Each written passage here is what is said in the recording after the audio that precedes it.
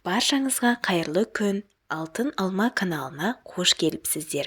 Осы видеода сіздермен бірге 30 минутта дайындалса да өзінің нәзіктігін жоғалтпайтын балды торттың рецептімен бөліскім келеді.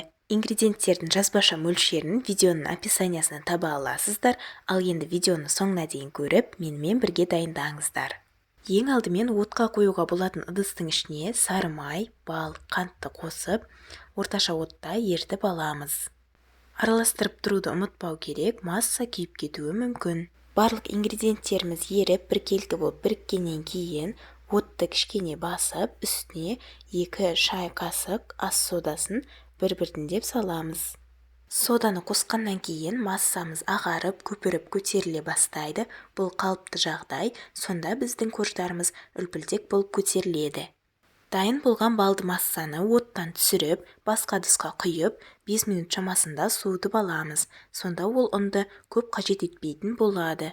Суытып алғаннан кейін осында 4 жұмыртқаны енгіземіз. Жұмыртқалардың температурасы маңызды емес. Нәтижесінде шыққан сұйық қоспаға енді ұнды електен өткізіп қосатын боламыз.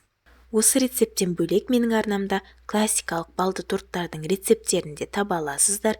Міндетті түрде видеоның оң жақ бұрышында тұрған сілтемені басып, видеоларды көріңіздер.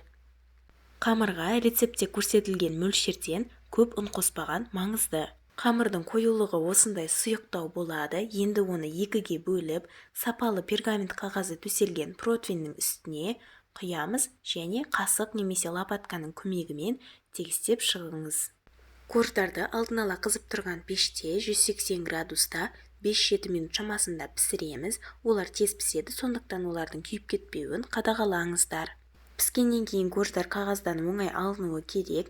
Кейін олардың шеттерін өздеріңіздің қалауыңызша кесіп тастасаңыздар да болады. Сонда нәтижесінде шыққан тортыңыз әдемі көрінеді.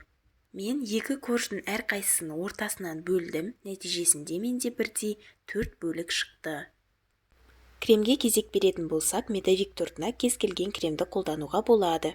Мен болсам қайнатпалы кремге 6 ас қасық вареное сгущенканы қосып, миксерлеп, осы кремді қолдандым.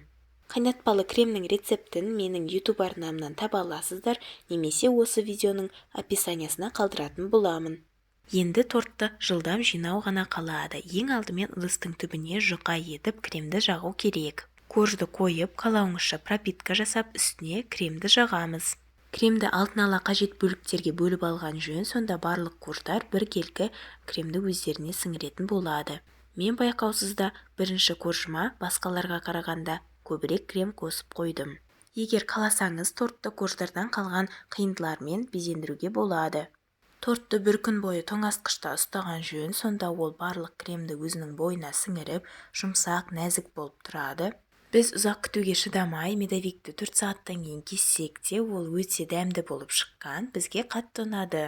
Рецепт ұнаса, каналға тіркеліп, лайк басыңыздар және міндетті түрде комментарийға өз пікірлеріңізді жазып қалдыруды ұмытпаңыздар. Видеоны соңына дейін көргендеріңіз үшін үлкен рахмет. Келесі видеоларда көріскенше.